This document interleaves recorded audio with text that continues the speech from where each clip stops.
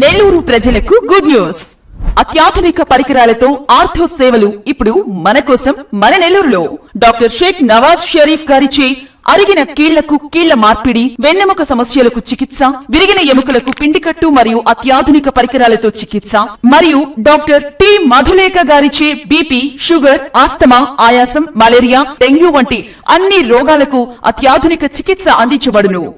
Doctor M Lakshmi Prasanna Reddy గారు అందించు వైద్య సేవలు విష జ్వరాలు, న్యూమోనియా, వాంతులు, విరోచనాలు, జలుబు, దగ్గు, ఆస్తమా, ఆకలి మందగించుట మరియు పురిటి పిల్లలను చూడబడును. 7013809996. ఈరోజు నమ్మదగిన సమాచారం మేరకు ఇక్కడ ఒక ఇంటర్సెప్షన్ జరిగింది. నెల్లూరు పోలీసులు అదేవిధంగా ఈగల బృందాలు ప్రత్యేకంగా ఈ ఇంటర్సెప్షన్లో పాల్గొన్నాయి. చాలా చాకచక్యంగా వాళ్ళు ఈ ఇంటర్సెప్షన్ చేశారు. కానీ ఎవరైతే ఈ కేసులో ఎక్యూజ్డ్ ఉన్నారో, నేరస్తుడు ఉన్నారో, ఆ నేరస్తుడు చాలా ఫెరోషియస్గా అతను వాహనం వెనక్కి తీయడం, దానిలో ఒక ఈగల్ కానిస్టేబుల్ కూడా గాయపడడం జరిగింది. అదేవిధంగా నెల్లూరు పోలీసుల్లోని వాళ్ళ ఇన్స్పెక్టర్ గారు, వాళ్ళ సిబ్బంది అందరూ కూడా చాలా చాకచక్యంగా వారికి వ్యవహరించారు.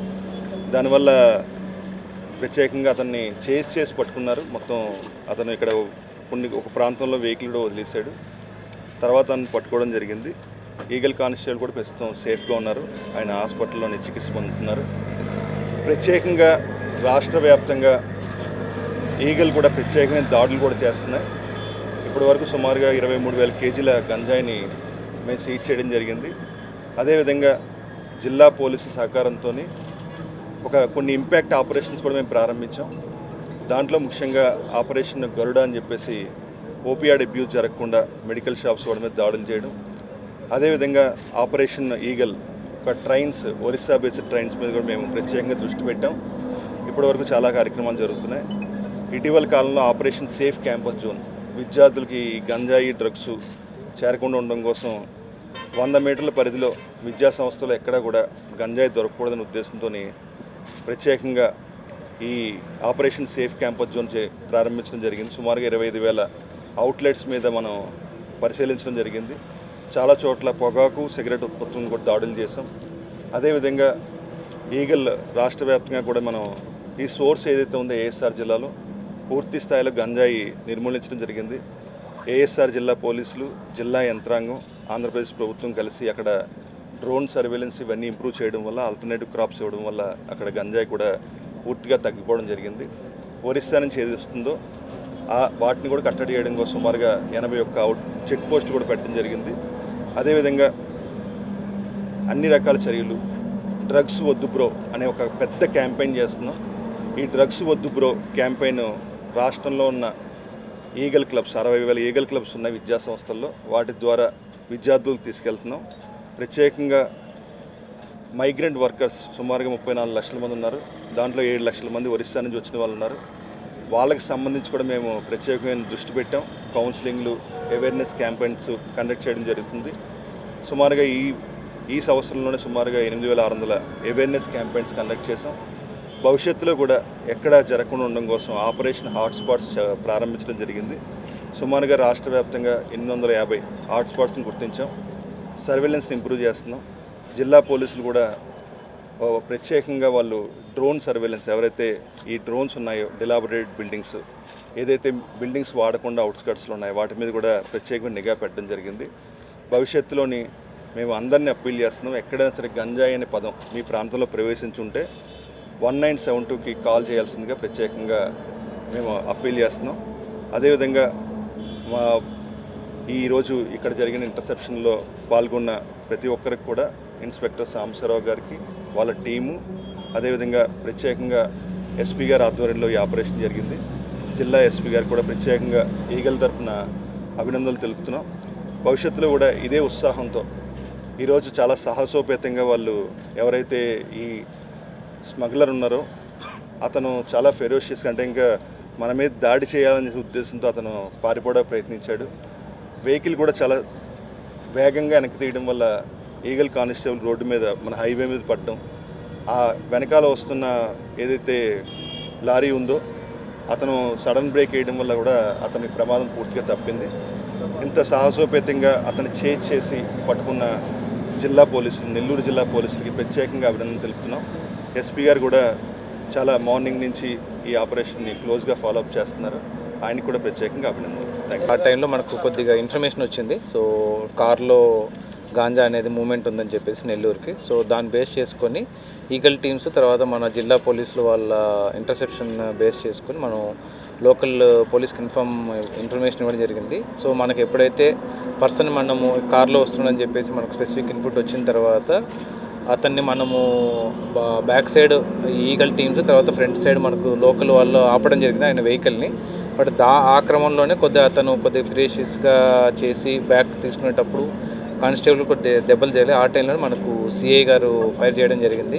సో మనకున్న ఇన్ఫర్మేషన్ ప్రకారం ఇతను ఎవరైతే ఉన్నాడో ఇతని మీద ఆల్రెడీ 4 కేసెస్ ఉన్నాయి. డిఫరెంట్ డిస్ట్రిక్ట్స్లో 4 కేసెస్ ఉన్నాయి. మనకి 22 కేసెస్ గాంజా మనకు యాక్చువల్గా మనకు రికవర్ అయింది.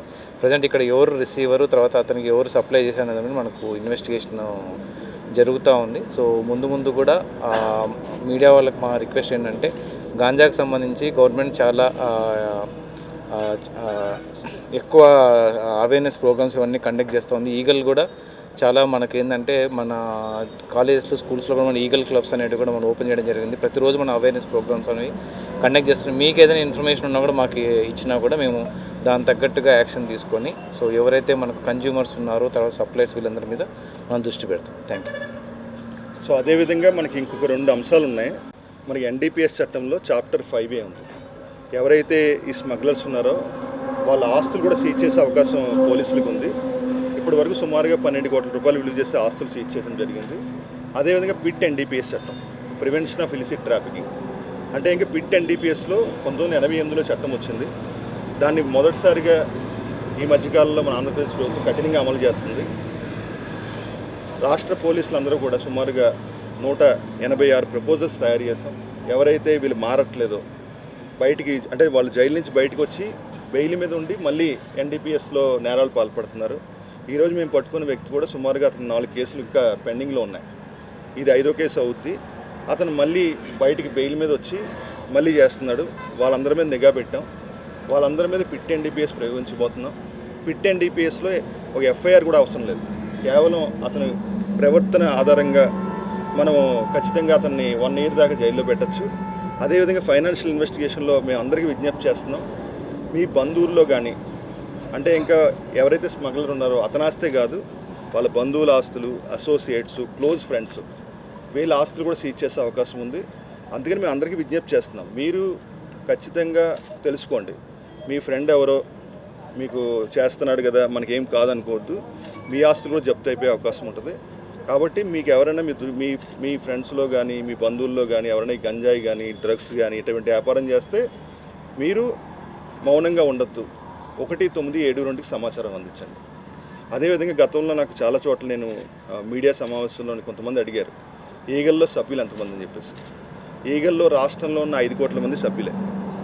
ఇది డ్రగ్స్ అన్నది అంతర్గతంగా మనల్ని బలహీనం చేస్తుంది.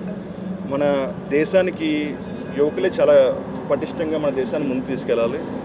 వాళ్ళని బలహీనం చేసే డ్రగ్స్ ఉంది కాబట్టి ఖచ్చితంగా ఎవరికైనా సరే మా క్యాంపెయిన్ కూడా ప్రతి తల్లి కూడా ఈగల్ బ్రాండ్ అంబాసిడర్.